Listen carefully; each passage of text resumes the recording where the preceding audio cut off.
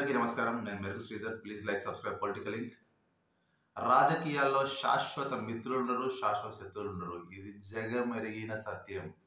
ఎందుకంటే నితీష్ కుమార్ యూటర్న్ తీసుకున్నట్టుగా మళ్ళీ కొన్ని వార్తలు వస్తున్నాయి. అంటే నితీష్కి ఇది కొత్త ఏం కాదు. 1994 నుంచి కూడా లాలూ ప్రసాద్ యాదవ్ యూటర్న్ తీసుకున్నాడు. తర్వాత జేడీయూ నుంచి విడిపోయి సమతా పార్టీ జార్జ్ ఫెర్నాండెస్ తో కలిసి స్థాపించి మళ్ళీ అందులో నుంచి విడిపోయాడు. మనం రీసెంట్ గా చూస్తే కొన్ని రోజులు ఇండి బ్లాక్ లో ఉంటాడు, కొన్ని రోజులు ఎన్డీఏకు చేరువవుతాడు, మళ్ళీ ఎలక్షన్స్ ముందు కూడా ఎన్డీఏకి చేరాడు. నితీష్ కుమార్ తదుపరి టార్గెట్ ప్రధానమంత్రి పీఠం. ఆయన ప్రధానమంత్రి పీఠం అధిరోహించాలనే కోరిక చాలా బలంగా గణనీయంగా ఉంది.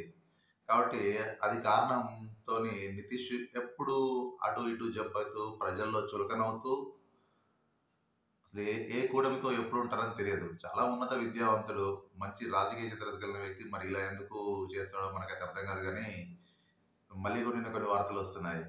ఆల్రెడీ కాంగ్రెస్ పార్టీ కూడా చంద్రబాబు నాయుడు మరియు నితీష్ కుమార్ తో టచ్ లోకి వెళ్తుంది మమతా బెనర్జీ ద్వారా అని కొన్ని మనకు వార్తలు వస్తున్నాయి. మన నిజంగా నితీష్ కుమార్ అంటే మనం ఈజీగా ఎక్స్పెక్ట్ చేయొచ్చు. నితీష్ కు ఏదైనా పదవి ఆఫర్ చేసినట్టయితే తప్పకుండా ఇండి కూటమితోనే నితీష్ వెళ్తాడు. అందులో ఎటువంటి సందేహం లేదు, అందులో ఎటువంటి అనుమానం కూడా లేదు, ఎటువంటి అనుమానానికి కూడా తావేయట్లేదు అది. ఎందుకంటే నితీష్ గత చరిత్ర అట్లాంటిది. మనం 1994 చూసుకున్నట్టయితే అతను ఒక 6-7 టైమ్స్ అటు ఇటు మారి జనాలు కన్ఫ్యూజ్ చేస్తూ మనకు ఒక చిన్నప్పుడు మహమ్మద్ గజని అనుకుంటా అతని పేరు, రాజధాని ఢిల్లీ నుంచి అక్కడికి ఇక్కడికి పదే మారుస్తూ ప్రజల్లో కన్ఫ్యూజన్ గురి చేస్తూ ఆయన కన్ఫ్యూజన్ అవుతూ అంతా పిచ్చిగా వివరిస్తూ ఉంటాడు. అది నిజంగా ఇక్కడ మనకు నితీష్ కుమార్ చూస్తే మనకి స్పష్టం అవుతుంది.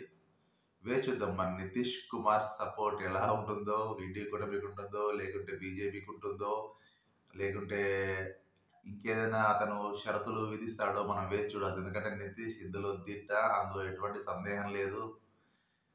ఇప్పుడు కూడా చంద్రబాబు నాయుడు కూడా ఎన్డీఏ కన్వీనర్ ఆఫర్ చేస్తున్నారనే వార్తలు మనకు వస్తున్నాయి. ఎందుకంటే ఎన్డీఏ కూటమి నుంచి చంద్రబాబు, నితీష్ కుమార్ పోయినట్టయితే దాదాపు ఒక 35 సీట్స్ వెళ్ళిపోతాయి, 35 సీట్స్ వెళ్ళిపోతాయి. కాబట్టి ఎన్డీఏ కూటమి కూడా చాలా జాగ్రత్తగా ఉంటుంది.